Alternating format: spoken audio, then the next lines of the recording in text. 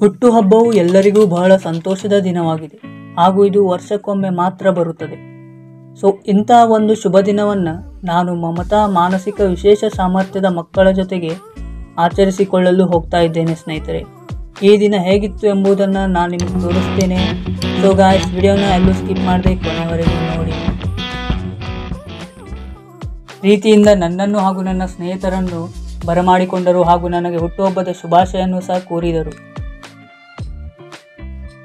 ಸಭೆ ಸೇರಿದರ ಕುರಿತಾಗಿ ಅಲ್ಲಿಯ ಮಕ್ಕಳಿಗೆ ಅವರು ತಿಳಿಸಿಕೊಟ್ಟರು ಹಾಗೂ ನನಗೆ ಹುಟ್ಟುಹಬ್ಬದ ಶುಭಾಶಯನ್ನು ಕೋರುವುದಲ್ಲದೆ ಸ್ನೇಹಿತರೆ, ದೇವರಲ್ಲಿ ಪ್ರಾರ್ಥನೆಯನ್ನು ಸಹ ಮಾಡಿಸಿದರು.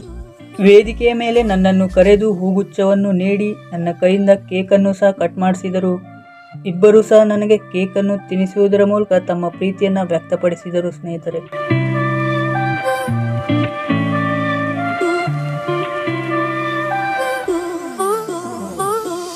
ಅಲ್ಲಿಯ ಸಿಬ್ಬಂದಿ ವರ್ಗವು ಸಹ ನಮ್ಮನ್ನು ಒಳ್ಳೆಯ ರೀತಿಯಿಂದ ನೋಡಿಕೊಂಡರು.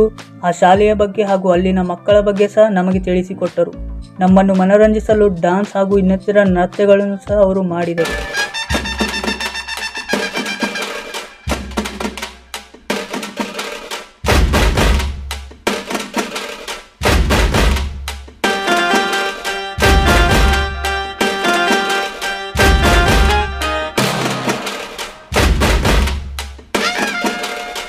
ನಾವು ಯಾರಿಗಿಂತಲೂ ಯಾವುದರಲ್ಲಿಯೂ ಸಹ ಕಡಿಮೆ ಇಲ್ಲ ಎಂಬುದನ್ನು ತಿಳಿಸಲು ತಮಗಾಗಿ ಇಟ್ಟಂತಹ ಕ್ವಿಜ್ ಕಾಂಪಿಟೇಷನ್ನಲ್ಲಿ ಸಹ ಪಾಲ್ಗೊಂಡರು.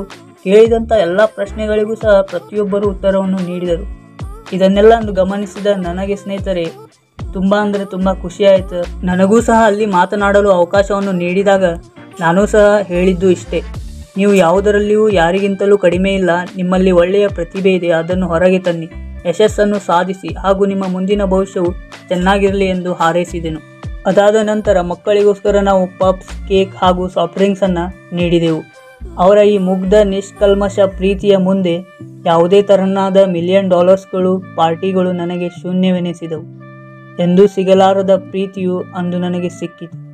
ಮಕ್ಕಳು ಮನೆಗೆ ಹೋಗುವ ಸಮಯವಾಗಿತ್ತು ಹಾಗೂ ಅವರನ್ನು ಖುಷಿಯಿಂದಲೇ ಮನೆಗೆ ಕಳಿಸಿಕೊಟ್ಟೆವು. ಅದಾದ ಬಳಿಕ ನಾವು ಸಹ ತಮ್ಮ ಮನೆಗೆ ತೆರಳಿದೆವು. I hope you guys are like this video, so please like, comment, share and subscribe. Thank you so much.